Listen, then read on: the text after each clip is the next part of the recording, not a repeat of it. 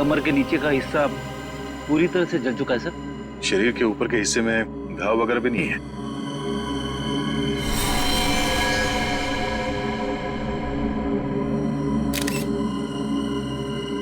यहाँ स्टेज पे किसी भी चीज को हाथ तो नहीं लगा किसी ने?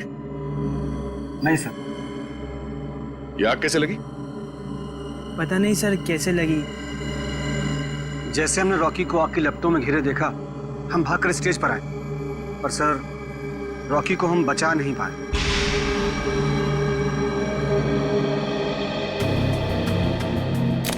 आप लोगों ने किसी को ये आग लगाते हुए देखा? नहीं सर। या कोई जलती हुई चीज स्टेज पे फेंकते हुए देखा किसी को? बड़ी अजीब बात है, स्टेज के बीचों बीच अचानक आग कैसे लग सकती है? स्टेज में कुछ है।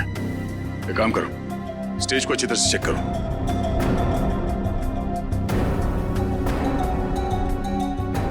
सर, हाँ? मैं कुछ कहना चाहती हूँ। क्या बताना चाहती हो?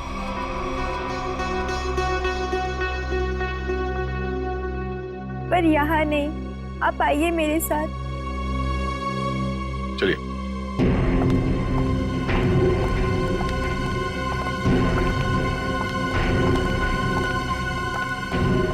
बोलो, क्या बताना चाहती हो? मुझे शक है कि किसी ने उसका खून किया है। किसने खून किया? कौन है वो?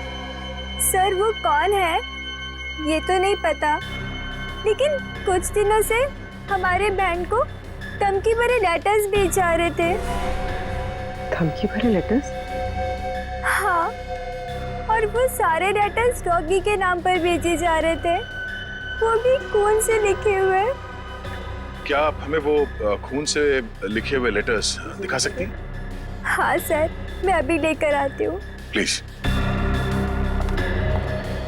सर, अगर लेटर्स भेजने वाले ने आग लगाई है तो इसका मतलब है कि शो के दौरान वो ऑडिटोरियम में मौजूद था।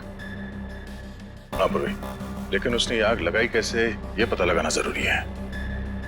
सर, मिला फ्रेडी? सर ये देखिए, नीचे से एक वायर का तार निकला हुआ है। तार निकला हुआ है स्टेज के नीचे से?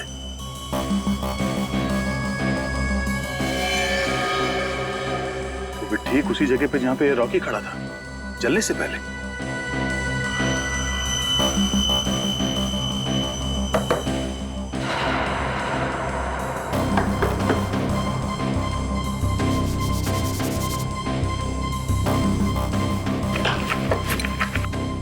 स्क्रू ड्राइवर देना।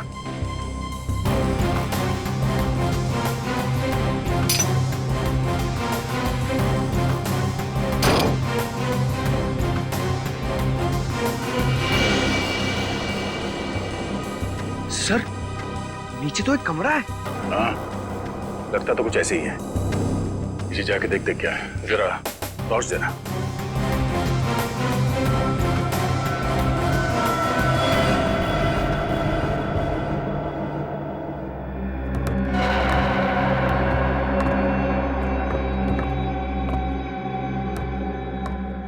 अरे ये कैसा छुपा हुआ कमरा है सर? पूरे कमरे में धूल मिट्टी पड़ी हुई है।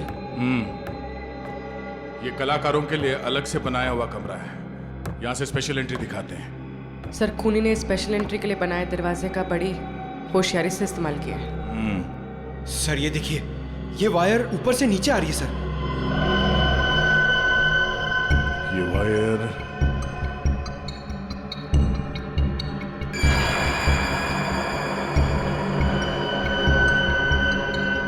ये क्या है? चिपचिपा सा है।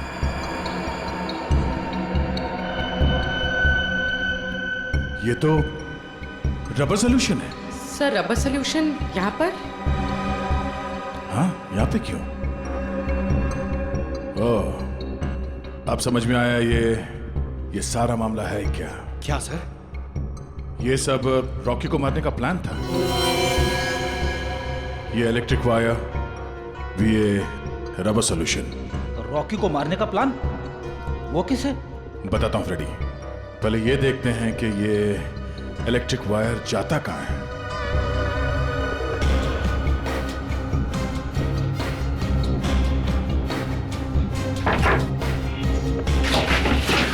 संभाल के।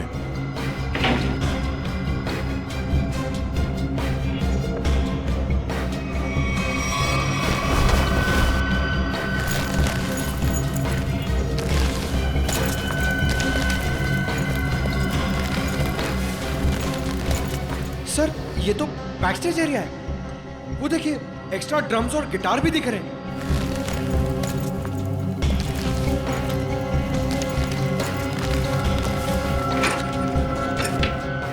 ये देखो, वायर मेन स्विच से कनेक्टेड है। आपको समझ में आया फ्रेडी? फ्रेडी, रॉकी ठीक उसी जगह पे खड़ा था जहां से हम लोग नीचे आए हैं, और ये वायर उस दरवाजे से कनेक्टेड था और आसपास रबर सॉल्यूशन पड़ा हुआ था।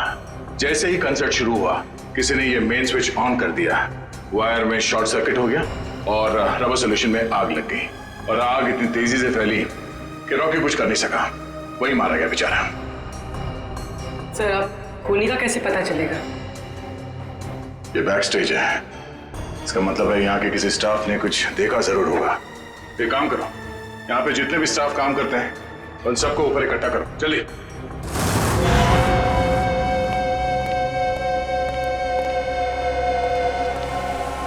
सब लोग आ गए? अच्छा एक बात बताओ, शो स्टार्ट होने वाला था या फिर शो स्टार्ट हो चुका था, उस वक्त आप में से किसी ने स्टेज के पीछे जो कॉरिडोर है उसमें जो इलेक्ट्रिक स्विच बोर्ड है उसके आसपास किसी को देखा था? स्विच बोर्ड के पास? वो क्यों? क्योंकि किसी ने वायरिंग के साथ छेड़छाड़ की है और वही आदमी रॉकी की मौत का जिम्मेदार है। ओ नो सर, ये आप क्या कह रहे हैं? सर मैं तो स्टेज पर था रॉकी के साथ। और जो बैंड मेंबर्स परफॉर्म नहीं कर रहे थे वो लोग भी स्टेज पर खड़े थे रॉकी को चीयर करने के लिए।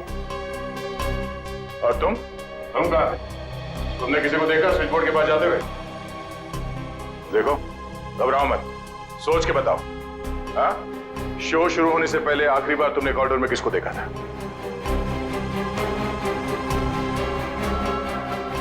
सर इसे देखा था मैंने सर। करण, ये तुम क्या बोल रहे हो? सर मैं झूठ नहीं बोल रहा हूँ, इसे ही देखा था मैंने कॉरिडोर में यहाँ। अब बताओ मिस्टर करण, तुम कॉरिडोर में गए थे या नहीं? सर हाँ मैं गया था, लेकिन क्या करने गए थे तुम वहाँ? हाँ?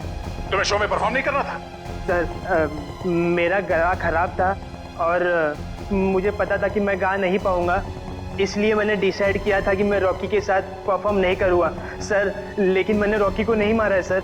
अच्छा सर कॉरिडोर में और स्टेज के आसपास सीसीटीवी कैमरे लगे हुए।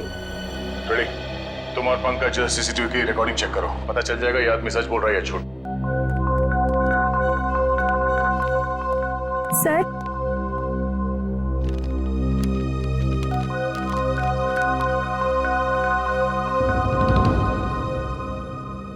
वाकई ये लेटर्स तो फोन से लिखे हैं।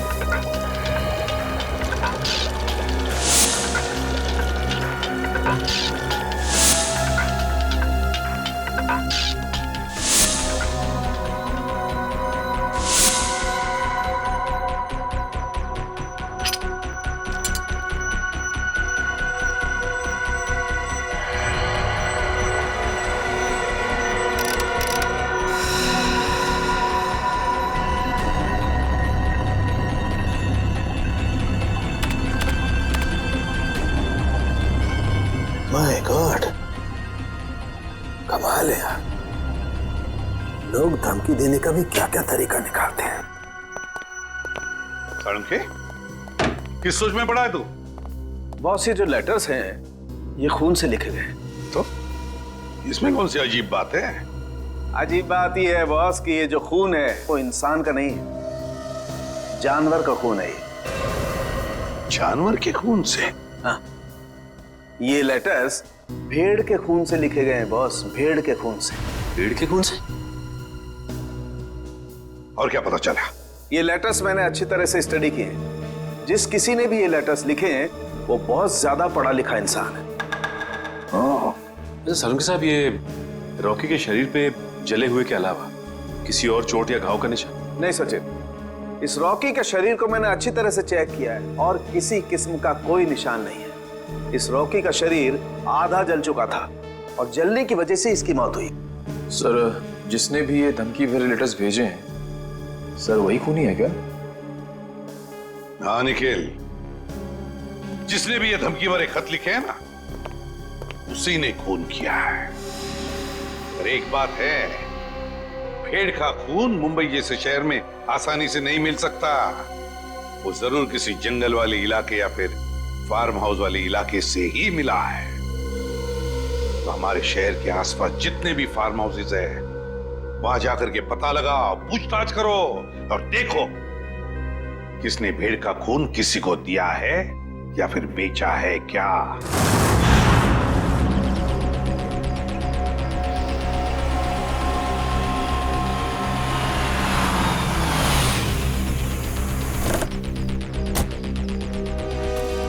सर शहर के आसपास 2 ही फार्म्स हैं जहाँ पे भेड़ बकरियां पाली जाती हैं। एक पनवेल में है सर, जहाँ में कुछ पता नहीं चला। दूसरा ये है सर। चलो देखते हैं, शायद यहीं से कुछ पता चल जाए। सर, ये आदमी जो भी हो, उसने वो चिट्ठी भेड़ के खून से क्यों लिखी? पूर्वी, आदमी बहुत चालाक है। ये सब उसने हमें गुमराह करने के लिए किया है।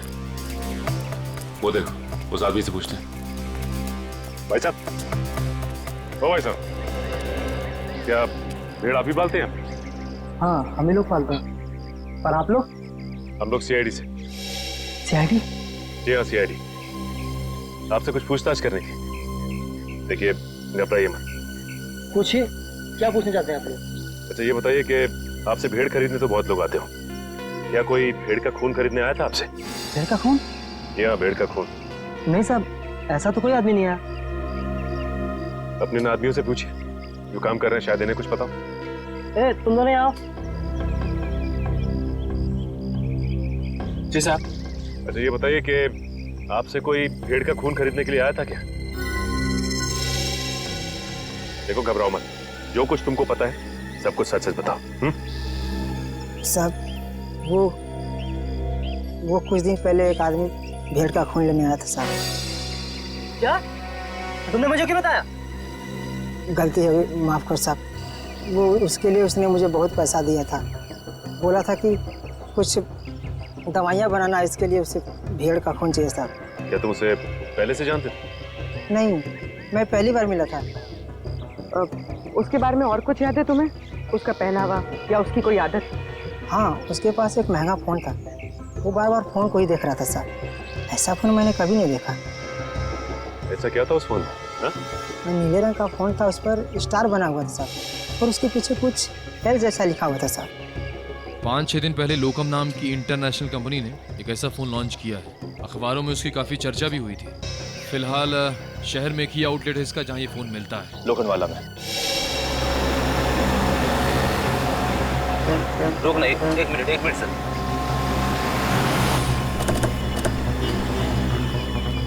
सर, ये उस मोबाइल कंपनी की दुकान है जिसके बारे में सचिन सर ने फोन करके बताया था। सुनिए भाई साहब, हमें एक मोबाइल के बारे में कुछ जानकारी चाहिए जो हाल ही में मार्केट में आया है, आपकी कंपनी का। कहीं आप लोकम की बात तो नहीं कर रहे हैं? हाँ, लोकम का नीले रंग का फोन, पीछे एल लिखा हुआ और आगे स्टार बना हुआ। कहीं आप इस फोन की बात तो नहीं कर रहे? हाँ, इसी फोन की बात कर रहे हैं। बोलिए साहब, क्या जानकारी चाहिए? सबसे नया मॉडल है, 10 दिन पहले लॉन्च हुआ है। आपको चाहिए तो अभी से बुक कर दूं? नहीं, हमें खरीदना नहीं, हमें ये पता करना है कि ये फोन किन किन लोगों ने खरीदा है। हमें उनकी लिस्ट चेक करनी है। पर क्यों साहब? देखिए, हम सीआईडी से और एक खून के सिलसिले में तहकीकात कर रहे हैं। जी बिल्कुल, अभी तक हमने सिर्फ 12 पीस ही बेचे हैं, कस्टमर का रिस्पॉन्स देखने के लिए।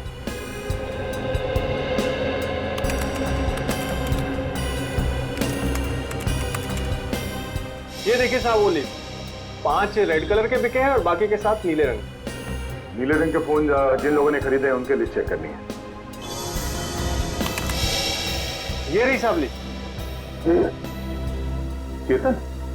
लेकिन चेतन तो उस न्यू एज रॉक बैंड का मेंबर है, वो भला अपने ही आदमी का खून क्यों करेगा? ये तो चेतन ही बताएगा। फिर घर चलते हैं। जरा इस चेतन का एड्रेस है।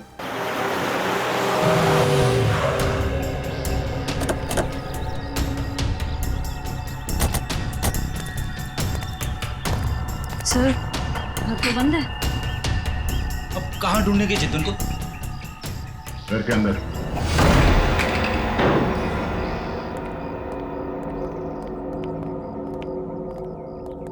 घर के अच्छी तरह से तलाशी लो, देखो कुछ मिलता है क्या।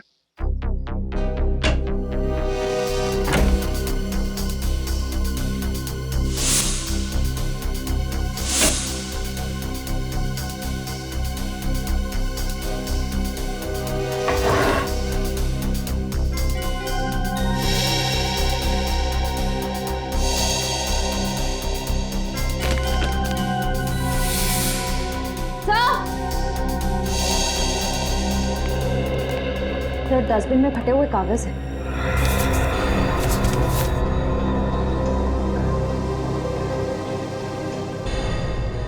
ये तो कोई ड्राइंग जैसा है। लगता है चेतन ने कोई ड्राइंग बनाई होगी और घर से निकलने से पहले इस कागज को फाड़ के चला गया होगा। कपड़ों को जोड़ के देखते हैं, पता चल जाएगा इस चेतन ने क्या ड्राइंग बनाई थी।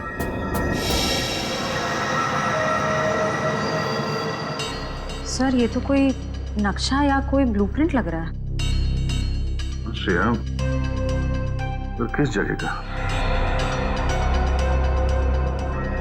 तो करण के ऑफिस के कैबिन का ब्लूप्रिंट है। करण?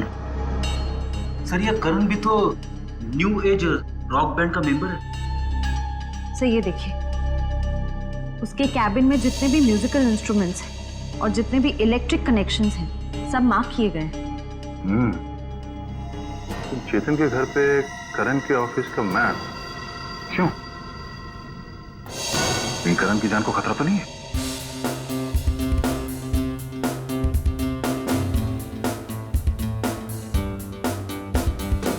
रॉकी सर की बहुत याद आती है। उनकी आवाज में एक अलग ही जादू था। हाँ यार, वो एक अच्छे कलाकार ही नहीं बल्कि एक अच्छे इंसान भी थे। सीआईडी यहाँ हमारे ऑफिस? करण कहाँ है? बात क्या है सर? हमें कुछ जरूरी बात करनी है उससे। सर वो तो बाहर गए हुए। कहाँ गए? सर पता नहीं सर। अजीब बात है सर, स्टाफ को बिना बताए करण कहीं चला गया। करण का कैबिन कहाँ है? वो रहा सर। ठीक है चलो। सर रुक जाइए सर। सर करण सर के कैबिन में जाना मना है सर। चुपचाप मुंह बंद करके यहाँ पे खड़ा रहे। सीआईडी के काम में दखल देने का अंजाम जानते हो तुम? मगर सर करण सर ने कहा अंदर केबिन में खतरा है, इसलिए सर किसी को वहां मत जाने देना। खतरा है? हाँ सर। फिर तो जरूर जाना पड़ेगा।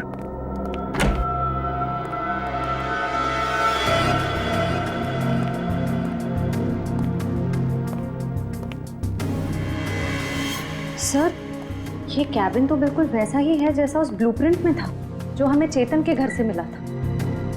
हाँ श्रेया, सारे म्यूजिकल इंस्ट्रूमेंट्स वैसे ही रखे गए जैसे उस नक्शे में मार्क किए गए थे। लेकिन क्यों? तो देखो कुछ मिलता है क्या?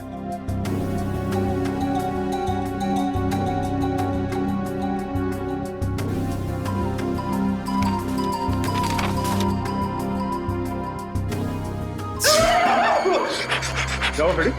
सर गिटार में करंट है। गिटार में करंट है? अरे नहीं सर, सर रॉकी के खून में करण का हाथ है, इसीलिए उसने जानबूझ के ये वाला सेटअप अपनी कैबिन में बनाया ताकि वो शो में होने वाले खून की प्रैक्टिस कर सके।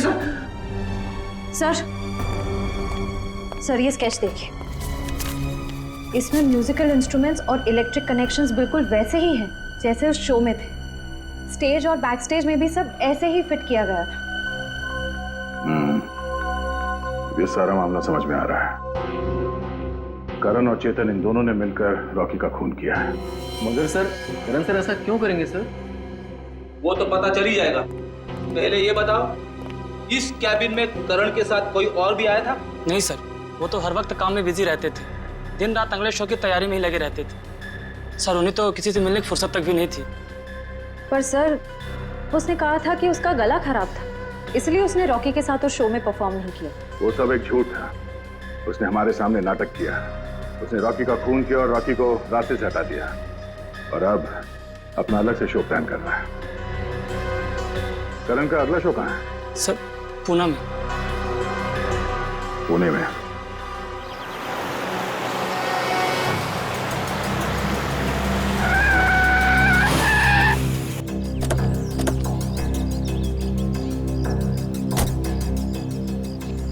सर मोबाइल कंपनी के हिसाब से चेतन के फोन का आखिरी लोकेशन यहाँ पे ट्रेस हुआ है सर। सर इसी सुनसान जगह पर चेतन ये आया क्यों होगा? यहाँ आसपास तो कुछ भी नहीं है। कुछ तो जरूर है। हो सकता है चेतन यहाँ पे किसी से मिलने आया हो और उसके बाद यहाँ पे आके कहीं छिप गया। पर सर अब हम चेतन को ढूंढेंगे कैसे? वो देखो सामने छोटी सी दुकान दिख रही है ना, वहाँ चल के पूछते हैं।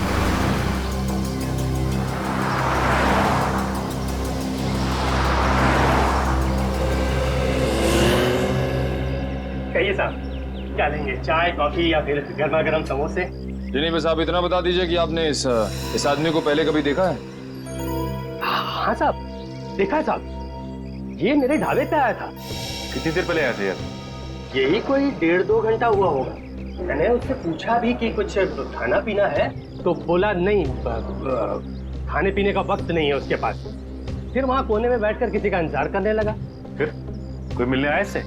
हाँ साहब, एक गाड़ी आई थी और गाड़ी को देखते ही उसकी ओर भागा। अब फिर दोनों, साहब गाड़ी में कोई बैठा हुआ था, दोनों में कुछ खुसुर फुसुर हुई और फिर गाड़ी वाले ने अटैची इसको दी और चला गया। गाड़ी वाले को देखा? नहीं मैडम, असल में हुआ क्या कि ये आदमी ठीक गाड़ी वाले के सामने आकर खड़ा हो गया, तो मैं गाड़ी वाले की शक्ल नहीं देख पाया। अच्छा, गाड़ी का नंबर या फिर कौन से रंग की गाड़ी थी, कुछ याद है तुम्हें? नंबर तो नहीं देखा, लेकिन हाँ गाड़ी सफेद रंग की थी। ये दोनों साथ में क्या थे क्या? नहीं साहब, गाड़ी वाला तो अलग निकला था और ये जो लड़का था, ये 5 मिनट बाद एक बस आई, उस पर बैठ के निकला। हरे रंग की एक पैसेंजर मिनी बस थी, ये हेटी ट्रेवल्स की। अच्छा, बता सकते हो कि ये बस कहाँ गई होगी? साहब, हेटी ट्रेवल्स की अधिकतर बसें यहाँ से पूना की ओर जाती हैं। वो बस यहाँ से कितनी देर पहले निकली? करीब आधा घंटा हुआ होगा। ठीक है, thanks. Hello everyone.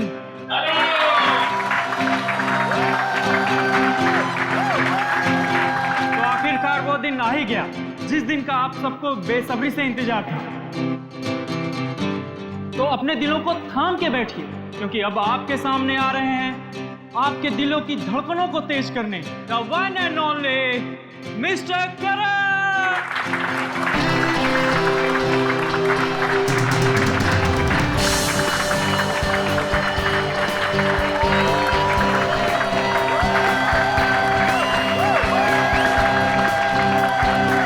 Hello guys, क्या आप सब तैयार हैं मेरे इस शो को रंगीन बनाने के लिए? क्या आप सब मेरे साथ झूमेंगे? मेरे साथ गाएंगे भी? नहीं।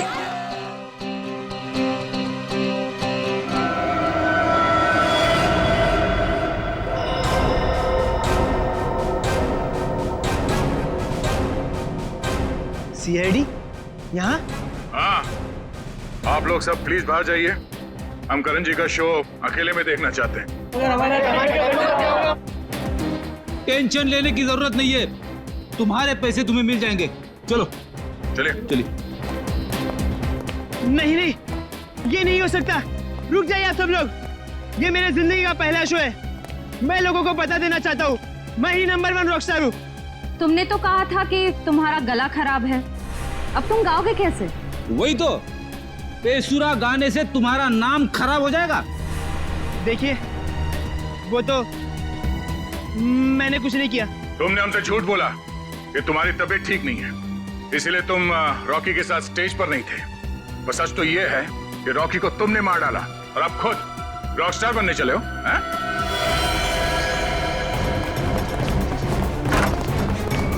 चलते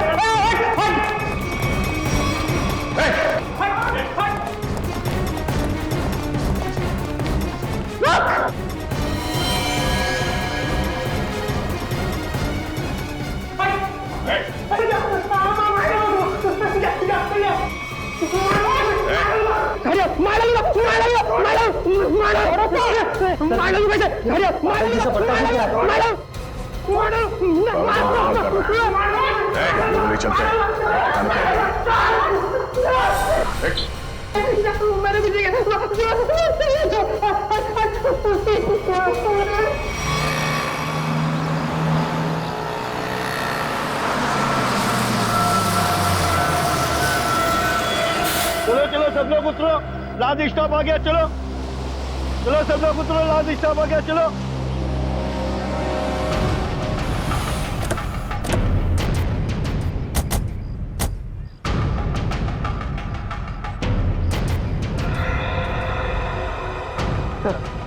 हो रहा है चेतन, बस से उतर रहा है। सर बार बार पीछे मुड़ के देख रहा है, ऐसा लग रहा है काफी डरा हुआ है। गलत काम करेगा तो डरेगा ही।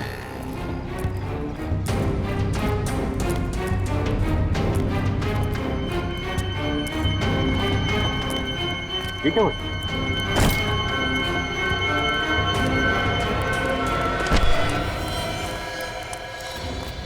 प्लीज प्लीज प्लीज हटिए हटिए प्लीज। माय गॉड, ये तो मर गया। मर गया? अचानक क्या हो गया इसे?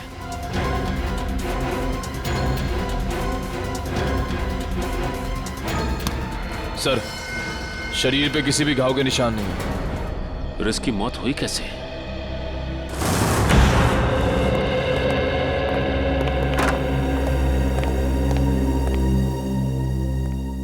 बताओ करण, एक कलाकार होने के बावजूद भी क्यों किया तुमने ये? है?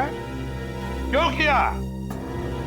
बताओ। मेरा बेटा कहाँ है? करण, करण, मेरा बच्चा, तू ठीक है ना? आप क्यों मेरे बेटे के पीछे पड़े? मेरे बेटे ने कोई गुनाह नहीं किया है। गुनाह किया है, क्या है गुनाह? करण ने रॉकी का खून किया है।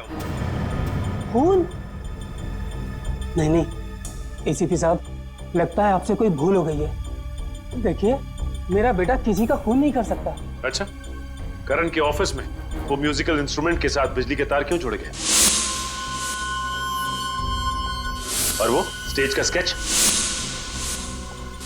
वो कहां से आया जहां पे रॉकी की मौत हुई थी? सर मैं मानता हूं मैं रॉकी को मारना चाहता था।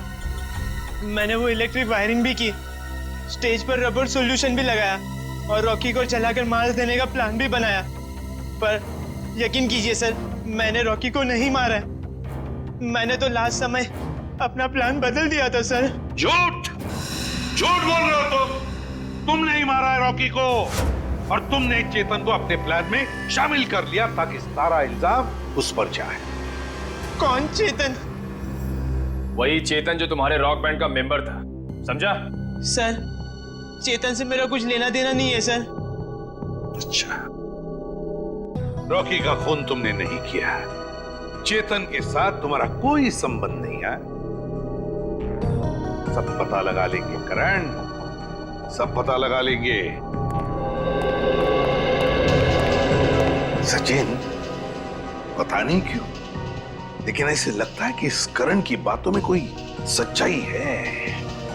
सर अगर ये चेतन करण से मिला हुआ नहीं है तो चेतन के घर में करण के ऑफिस का ब्लूप्रिंट कैसे आया? और फिर इलेक्ट्रिक वायरिंग पे जगह जगह मार्किंग की गई थी। लगता है ये चेतन करण की कॉपी कर रहा था ताकि रॉकी के खून का इल्जाम इस करण पर आ जाए। पर सर चेतन को किसने मारा हुआ?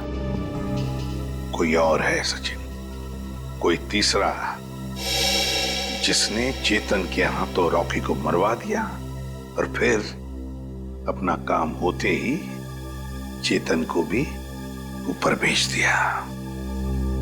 पर है कौन ये तीसरा?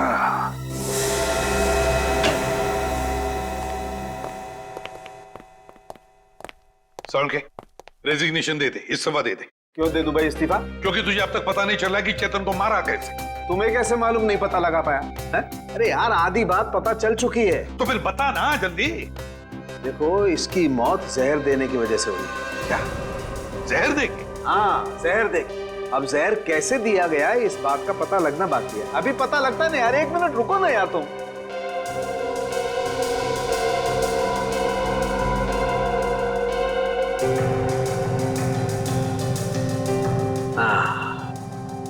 ये इसी बात का शक था मुझे। ये देखो ये निशान, बॉस ये सुई का निशान किसी ने यहीं से इंजेक्ट करके इसकी बॉडी में जहर पहुंचाया है। लेकिन सर चेतन तो हमारे सामने बस से उतरा, बिल्कुल ठीक ठाक था। और जब हमने इसका पीछा किया तब भी बिल्कुल ठीक ठाक था। और सर वो मरा भी हमारे सामने, हमने तो नहीं देखा किसी को उसे इंजेक्ट करते हुए। सचिन, इसे 15-20 मिनट पहले ही जहर दिया गया था। बॉस, ये स्लो पॉइजन है, 15-20 मिनट के बाद असर करता है। तो इसका मतलब है चेतन को पॉइजन दिया गया बस में, मतलब खूनी बस में ही था जब चेतन बस में था। मगर सर चेतन को अगर बस में इंजेक्शन दिया गया तो उसे पता कैसे नहीं चला? भीड़ थी निखिल, बस में भीड़ थी, भीड़ का फायदा उठाया होगा खूनी ने। लेकिन सर अब खूनी तक पहुंचेंगे कैसे? मैं आप लोगों की मदद कर सकता हूं। तो फिर टाइम पास क्यों कर रहा है? अबे बता ना जल्दी। बॉस, इसकी कलाई पर एक चमड़े का बेल्ट था, उस पर और इसकी कलाई पर मुझे उंगलियों के निशान मिले। किसके निशान मिले सारुण के? अब इसकी उंगलियों के तो है नहीं, तो शायद वो निशान खूनी के होंगे। अगर ये उंगलियों के निशान खूनी के हैं तो फिर हुआ ये होगा कि जब खूनी चेतन को इंजेक्शन देना चाहता था तो किसी वजह से उसने चेतन की कलाई पकड़ ली, मगर कलाई पर था लेदर बैंड, तो बस आ गए उसकी उंगलियों के निशान उस लेदर बैंड पर। लेकिन सर बस में तो बहुत सारे लोग थे, ये पता कैसे चलेगा कि वो उंगलियों के निशान है किसके? पता तो लगाना पड़ेगा सचिन कि वो उंगलियों के निशान हैं किसके, पता तो लगाना पड़ेगा। है एक तरीका है। दोस्तों, आप सबका बहुत बहुत स्वागत है हैट्टी ट्रेवल्स के एनुअल लकी ड्रॉ में। 12 दिसंबर को हमारी कंपनी की सालगिरह थी और 12 दिसंबर को जो लोग हमारी कंपनी की बस में ट्रैवल कर रहे थे उन सबको मिलेगा एक तोहफा। मुझे तो इस कॉन्टेस्ट के बारे में पहले मालूम ही नहीं था। मुझे भी नहीं पता था, मैंने भी ये खबर अखबार में पढ़ी। देखते हैं आज सरप्राइज गिफ्ट क्या मिलता है। और उनमें से किसी एक लकी आदमी को मिलेगा जैकपॉट, जो कि है 2 लाख रुपए का। बस। लेकिन उससे पहले आपको एक छोटा सा काम करना होगा और वो है ये फॉर्म, साधारण सा फॉर्म, वो आपको भरना होगा। तो फिर देर किस बात की है, आइए एक एक करके फॉर्म भरिए और अपने अंगूठे का निशान छोड़कर जाइए इसमें। ये लीजिए।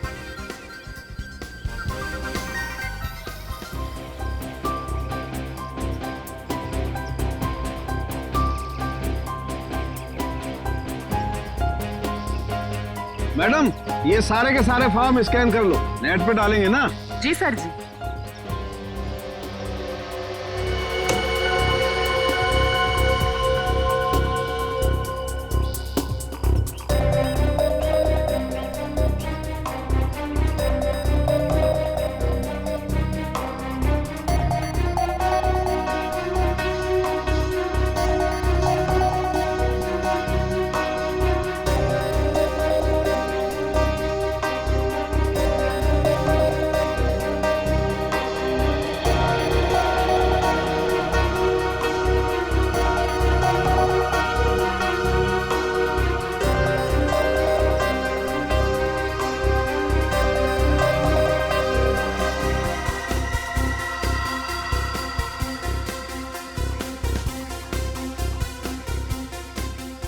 सर जी, ये लीजिए, ये मिल गया आपका लकी विनर का नाम। आइए,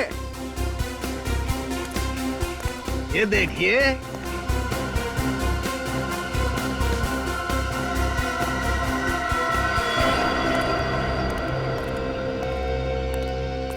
दोस्तों, आप सबका इंतजार अब खत्म हुआ। अब हम घोषित करने जा रहे हैं विनर का नाम, जो कि है मिस्टर जगन। मैं जगन हूं, मैंने जैकपॉट जीत लिया। मुझे विश्वास ही नहीं हुआ, मैंने 2 लाख रुपए जीते। 2 लाख! सर कहाँ लेना है? आपके लिए हमने और भी कुछ सोच के रखा। उससे भी बड़ा सर? उससे भी बड़ा क्या सर? जेल का। जेल? जगन बाबू, सारी जिंदगी जेल में रहने का इनाम। ये कैसा मजाक है? मैं जेल क्यों जाऊंगा? मैंने ऐसा क्या किया है सर? चेतन का खून किया है, जहरीली सुई चुभोकर।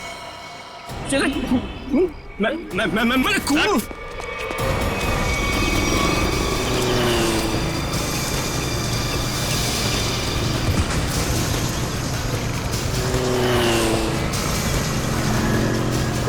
जीतने के लिए इतनी बड़ी प्रतियोगिता रखी है, इनाम क्या तेरा बाप लेगा? सर मैंने कुछ नहीं किया सर मैंने कुछ नहीं किया, छोड़ दो सर, छोड़ दो मुझे सर। अब बोल, चेतन का खून क्यों किया तूने?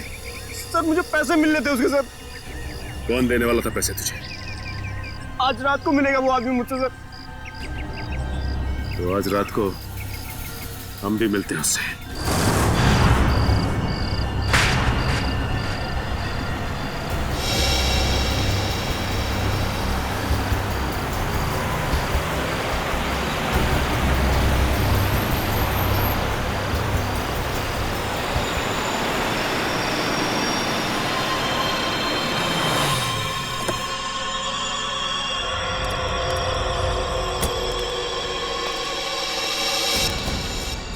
सलाम सेठ। वक्त के बहुत पाबंद हो तुम, मुझसे पहले यहाँ पहुँच गए।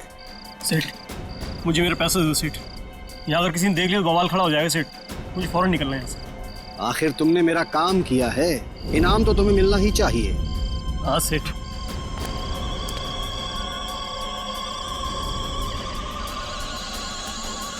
ये रहा तुम्हारा इनाम, देखना चाहोगे?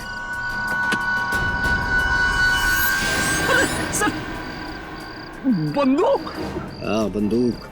क्या मजाक है सेठ? ये मजाक नहीं और ना ही कोई खिलौना है, ये असली बंदूक है और चलती भी है।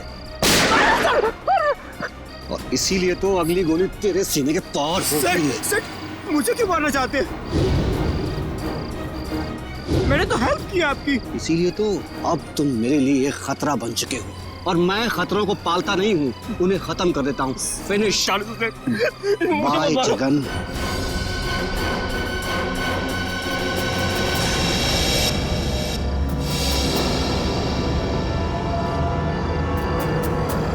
परिमल जी,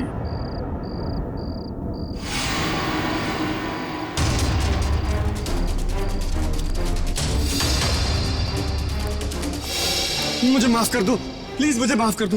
अच्छा, कभी कभी आदमी को ज्यादा चालाकी भारी पड़ जाती है परिमल जी। लोगों को इनाम देने का बहुत शौक है ना, अब सीआईडी का इनाम चाहिए। हाँ मैंने ही मारा रॉकी और चेतन को। क्यों? हाँ? क्यों मारा तुमने रॉकी और चेतन? तुम तो रॉक बैंड के गुरु थे ना? गुरु? क्यों? क्योंकि उनकी वजह से मैंने अपना बेटा खोया था, उसकी मौत का बदला लिया है मैंने। मौत का बदला? मतलब? क्योंकि उनकी वजह से मेरे बेटे ने आत्महत्या की थी। वो कैसे? मेरा बेटा बहुत अच्छा गाता था, उसकी आवाज में जादू था, बहुत जल्दी वो बहुत पॉपुलर होने वाला था। बस ये रॉकी और करण जलते थे उससे। इन दोनों ने मिलकर मेरे बेटे का कैरियर बर्बाद करने का प्लान बनाया। इन्होंने उसे कोई ऐसी ड्रग्स खिला दी जिससे वो बीमार पड़ गया, उसका गला खराब हो गया। धीरे धीरे करके उसने गाना ही छोड़ दिया और डिप्रेशन में चला गया। फिर एक दिन इन सब हालात से तंग आकर उसने आत्महत्या कर ली। आप इतने यकीन के साथ कैसे कह सकते हैं कि ये सब कुछ रॉकी और करण ने किया? क्योंकि मेरे बेटे के मरने के बाद एक दिन मैंने रॉकी और करण की बातें सुन ली थी, मगर उन्हें नहीं पता था कि मुझे उनकी असलियत पता चल चुकी है। और इसलिए तुमने रॉकी को मार डाला? हाँ, मगर रॉकी को मारने का प्लान करण का था और ये बात मुझे पता चल गई थी। मैं हमेशा करण पर नजर रखे हुए था। और चेतन को क्यों मार डाला? क्योंकि रॉकी को मारने का सारा काम मैंने चेतन से ही करवाया था। वो इलेक्ट्रिक करंट का तार भी उसी ने लगाया था। चेतन मेरे बारे में सब कुछ जानता था। मुझे डर था कि कहीं वो मेरे बारे में आप लोगों के सामने मुंह न खोल बैठे, इसलिए मैंने उसे भी मार डाला। तुम्हारे बेटे के साथ जो कुछ भी हुआ बहुत गलत हुआ, लेकिन इसका मतलब ये नहीं कि बदले की आग में तुम दो लोगों की जानें लो। तुमने बहुत बड़ा जुर्म किया है और इस जुर्म की सजा तो सिर्फ फांसी ही है, फांसी।